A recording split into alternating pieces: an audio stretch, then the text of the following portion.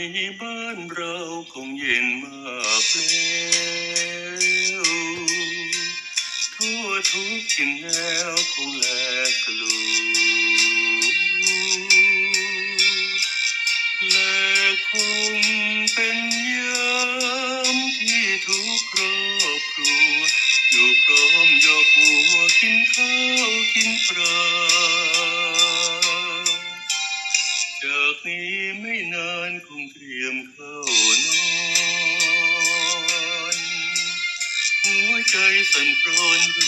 ร้อนผวาจะมีบ้างไหมผู้นอนลืมตาห่วงอาวันหาฉันคนอยู่ไกลทนทุกข์ทนเหงาเปล่าเปลี่ยวอารมณ์จำคร่ำครืนคืนคมไฟฟ้าอนาคตไปทุกปีวันหน้าฟ้าจะแจ่มใสจะหอบธงชัยใต้เมฆมวลคืนจะนานเท่าไรแม้ไกลสุดฟ้ารักเดียวศรัทธาคือตรงยังยืนหากคนคอยหันเหตุใจเป็นอื่นก็สุดขัดขืนขอกลับมาเป็น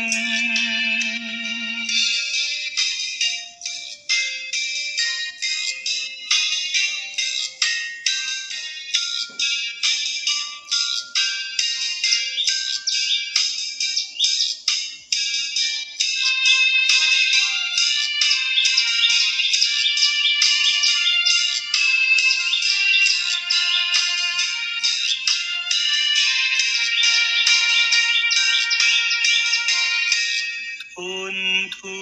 กข์ทนเหงาเปล่าเปลี่ยวอารมณ์จำกล้ำกลืนคื